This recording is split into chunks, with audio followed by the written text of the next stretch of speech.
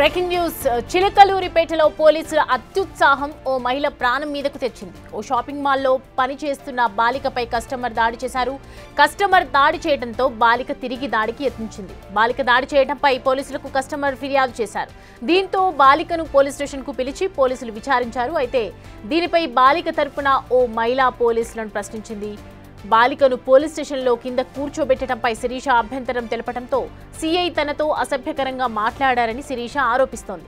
CI మాటలతో మనస్తాపం చెందిన శిరీష పురుగుల మందు తాగటంతో హాస్పిటల్కు తరలించారు. చిలకలూరిపేట పోలీసులపై చర్యలు తీసుకోవాలని శిరీష జిల్లా ఎస్పీకి ఫిర్యాదు చేశారు.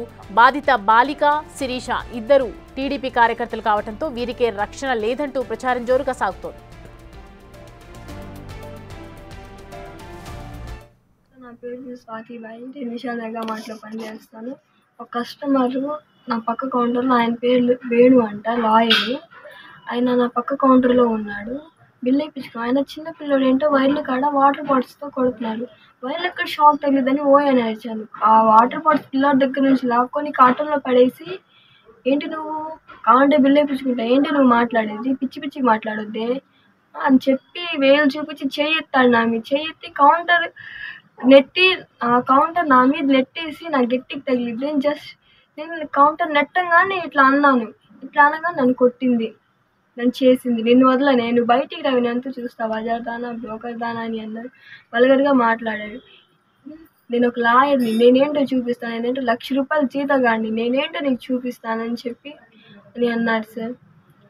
పోలీసులు నన్ను ఇది చేసి ఆయన పోలీసులకు ఫోన్ చేసి విశాల్ మార్ట్ నుంచి నన్ను జీప్ ఎక్కించుకొని తీసుకెళ్లారు పోలీస్ స్టేషన్కి. తీసుకెళ్ళి వదిలేదే లేదు. అస్సలు ఈరోజు స్వంతని అంత చూడాల్సిందే అని అన్నారు. నేనేంటో చూపిస్తాను, నేను ఒక లాయర్ని, నేనేంటో చూపిస్తాను అని. ఇప్పుడు మాకు ఏం లేదనే కదా సార్, వాడికి ఆ పలుపు పొడి మొత్తం ఉందనే కదా సార్ వాడికి చేస్తున్నారు. ఏం లేదని ఇంత చీప్గా అంతా చూడాలా? పోలీస్ స్టేషన్లోనే నన్ను బజార్ దానా అన్నారు సార్. నేను కూర్చొని ఉంటే అస్సలు 70% నీ బ్రోకర్ దాన్ని వదలనని చెప్పాడు సార్. నన్ను ఏదైనా సరే అని చెప్పి డీజీపీతో డీజీపీ సార్తో లెటర్ రాపిచ్చి హైకోర్టుకి లాగుతాను చెప్తాను, కేసు ఫైల్ చేయాల్సింది. నేనేమంత పెద్ద తప్పు చేశాను సార్? పిల్లల్ని వైర్ తగులకుండా అరిచినందుకే ఇంత పెద్ద ఇష్యూ చేశాడు సార్. అసలు వదిలేదే లేదా అంటున్నారు సార్.